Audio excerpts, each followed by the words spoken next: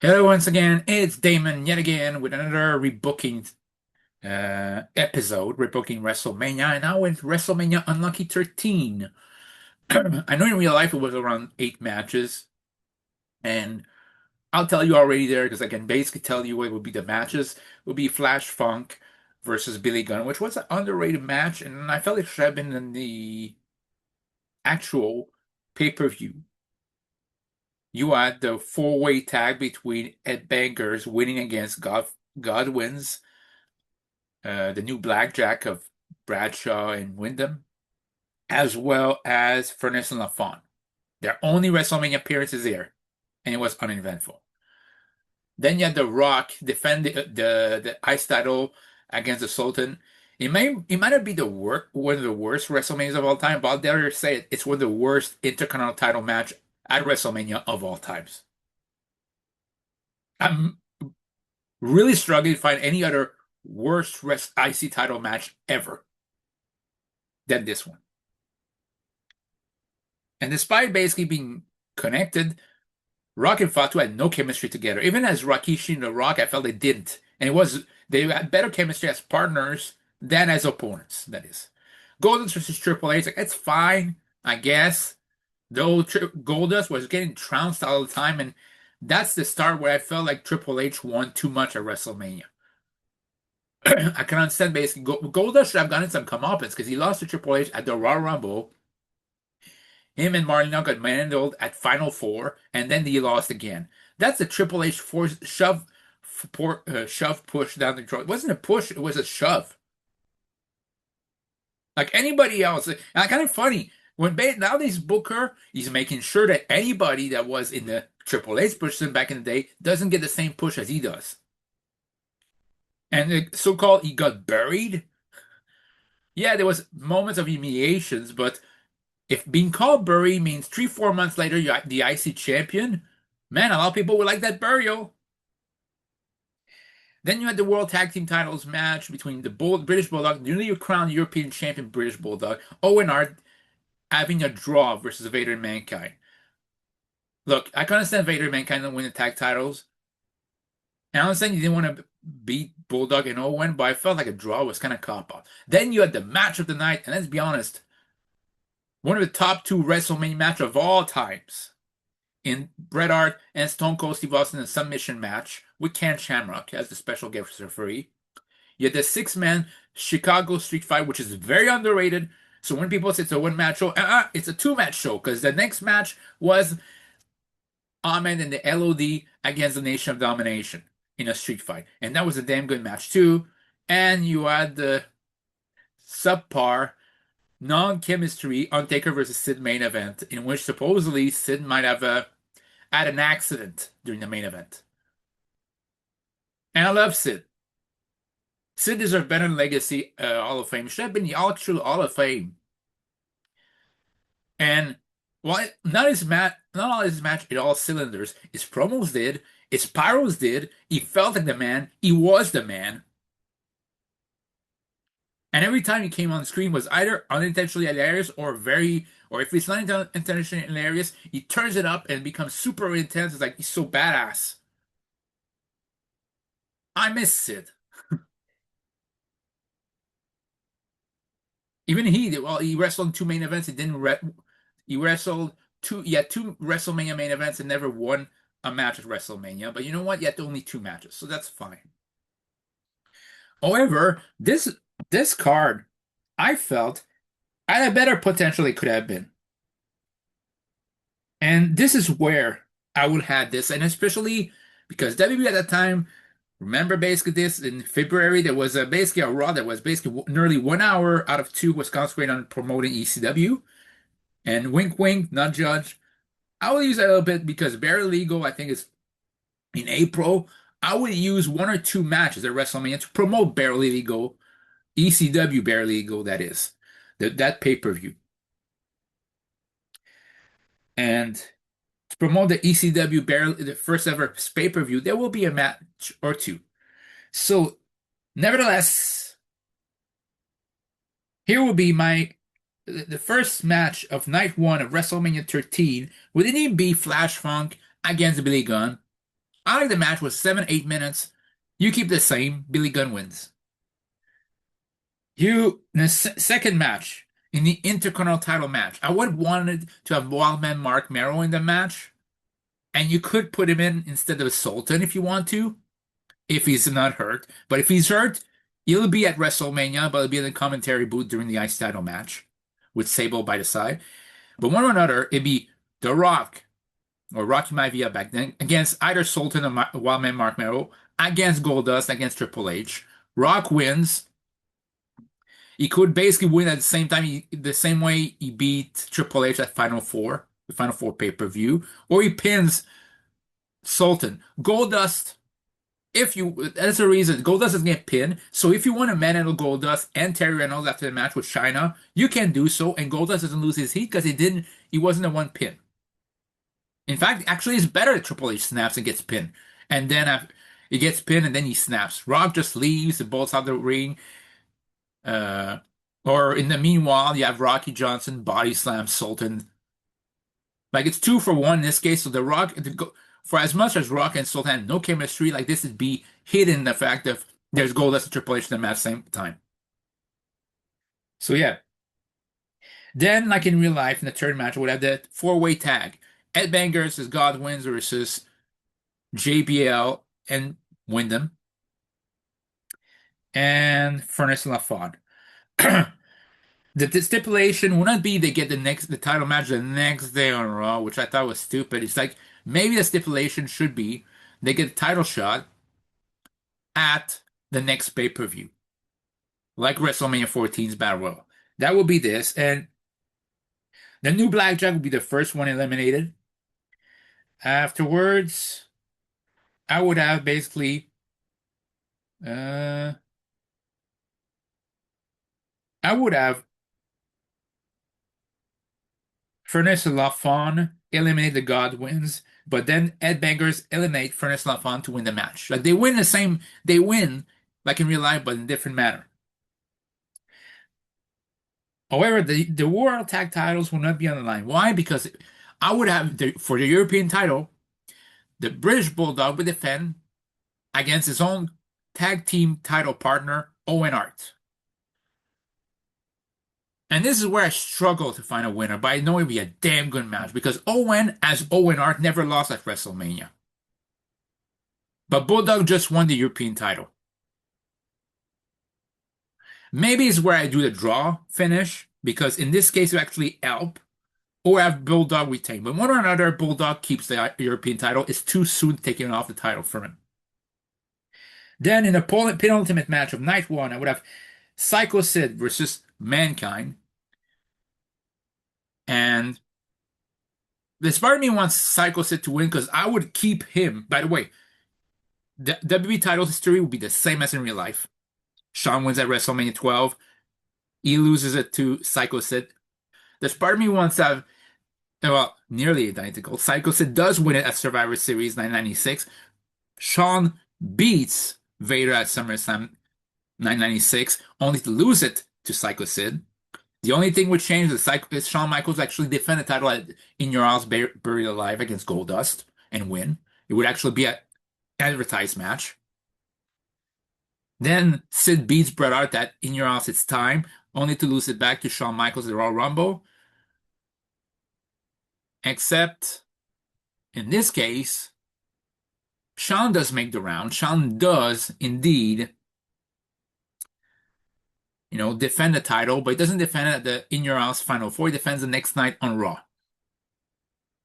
And he would defend it. He would defend it against the winner of the Final Four. And in this case, Shawn Michaels will lose it after basically, in this case, the match would go similarly to real life. Bret Hart eliminates Stone Cold Steve Austin in Final Four.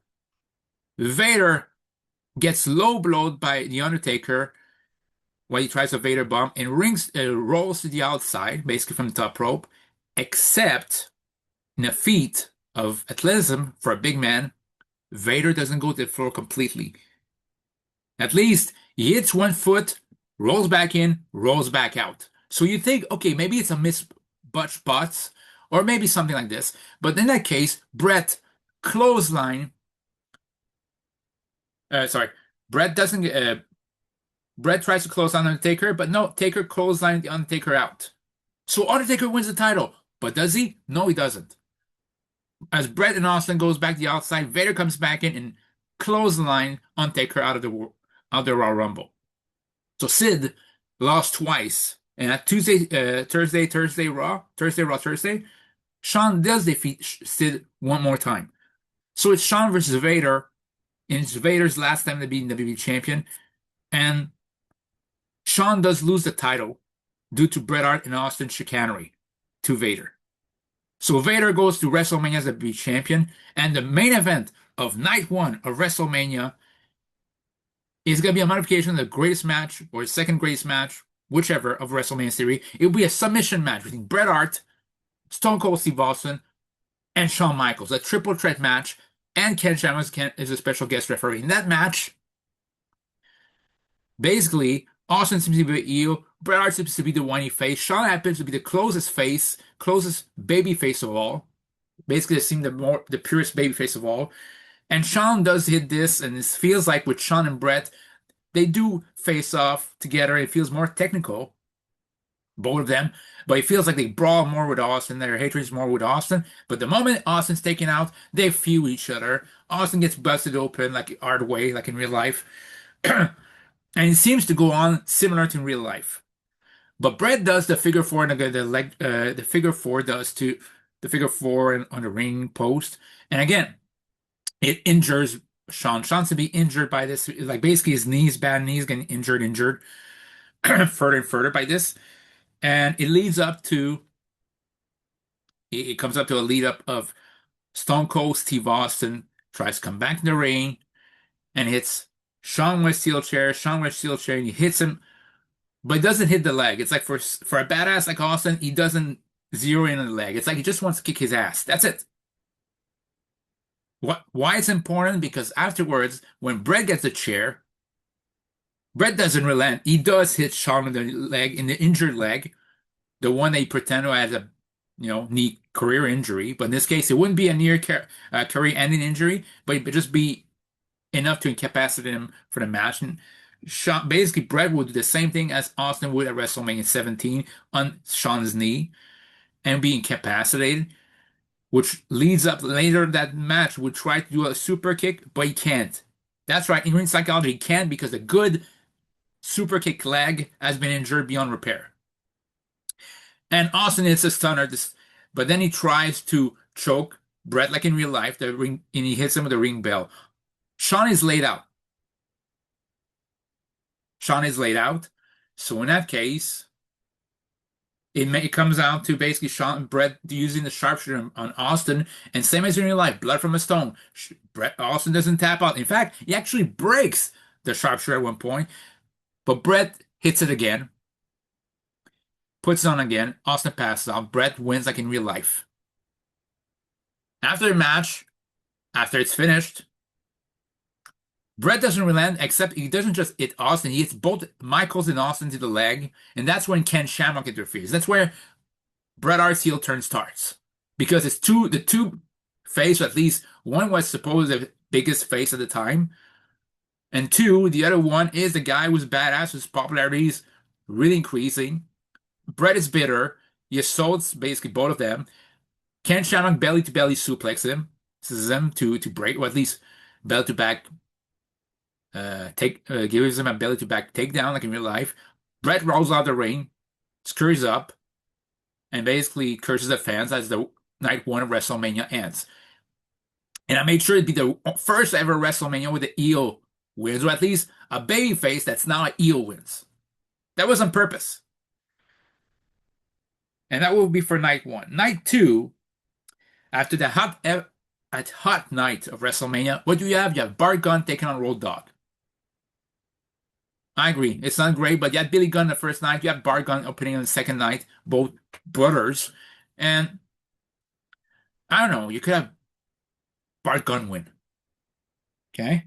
A second match. I said I wanted some ECW participation. I want some ECW participation, and what better way than having Sabu and Rob Van Dam team up to take on the two of the three main events of the first ever ECW pay-per-view. You have Terry Funk and Big Stevie Cool Stevie Richards. Shout out to Stevie Richards for the Stevie Richards shows, as well as Peanut Shell, aka James Romero. Sorry, and I only use Peanut Shell because basically it's a reference because Ric Flair's insult made no sense. It just as a joke. Because I really like James Romero. I really love Stevie Richards. And it always bugs me that Stevie Richards never had a proper WrestleMania match. Well, that ends there. I put him in a match here. And due to chicanery, I would have Sabu and Rob Van Dam win, which starts Rob Van Dam's winning streak at WrestleMania. But if Sabu and Van Dam were magic as a tag team, and that'd be a great pet spot for that. Third match on the card, Bob Ollie versus Leif Cassidy. Yeah, I know. You might laugh, but Alston was damn underrated. As Leif Cassidy was very good. Bob Ollie was very pretty good when he was motivated. So why not have a match? It's basically a precursor to Bob Ollie versus Ark Ollie versus Al Snow, and you have a great match for WrestleMania. You could have a 10-minute match there, and I would have Leif Cassidy win. Next one. For the ECW title, you have Raven defending against Tommy Dreamer, and to not break the storyline, Raven wins the title. Raven, sorry, keeps the title. Besides, Tommy Dreamer needs to win the title, wins for the very first time against Raven at WrestlePalooza 1997. That doesn't change. Doesn't affect anything. It's a WrestleMania match. Is it as hardcore as it could be? No, but it's a great showcase for this. And Raven has to defend the title against Stevie Richards, the winner of Stevie Richards, Sandman, and Terry Funk. That doesn't change. Interference from the Ravens flock, and Raven keeps the title. So now we're on to the penultimate match of WrestleMania 13.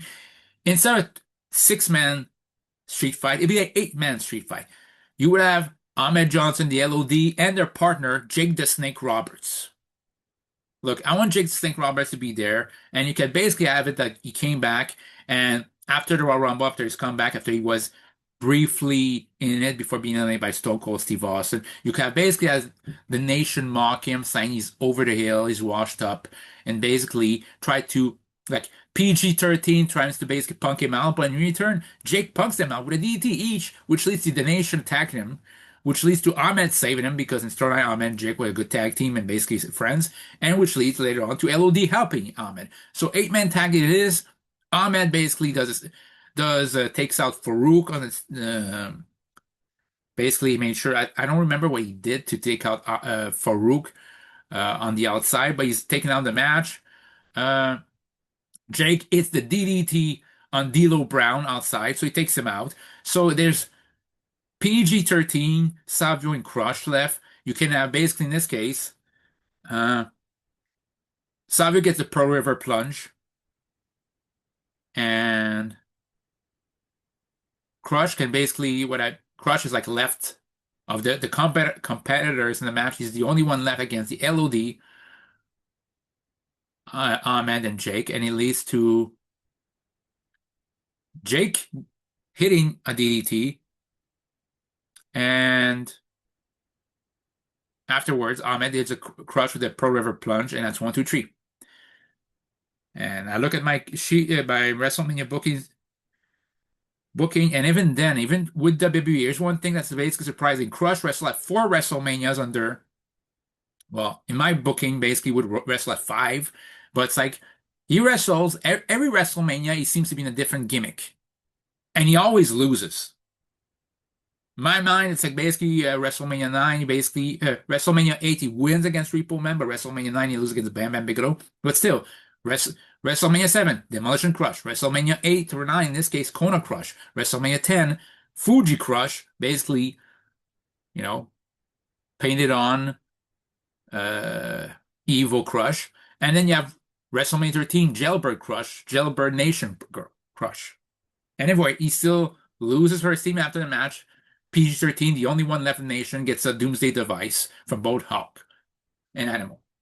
And the final, the WrestleMania 13 Night 2 main event will be Vader defending the WWE title against The Undertaker, which is a revenge match from Royal Rumble from that same year where Vader, under chicanery, defeated The Undertaker. In this match, You have Vader hit the moonsault, Vader hitting the power bomb to Undertaker. He kicks out. Then he delivers the power bomb and the Vader bomb. Taker still kicks out. Undertaker does the choke slam. He kicks out. So you wonder, that's as much it can go. What's gonna happen next? Top rope clothesline, tombstone, and people are. That's the moment of the night. Tombstone on Vader of a 400-pound Vader. 1, 2, 3. Undertaker wins the title and ends the night as WWE champion. So that will be my WrestleMania 13 card. And like I said, the WWE title scene would have changed. The World Tag Title scene champion change would not have changed. The IC title, whoever had been IC champion, same thing. So it's just a matter of basically changing some circumstances, but it is what it is. So on that note, I'm gonna go book WrestleMania 14. Let me know what you think about WrestleMania 13. Later, guys.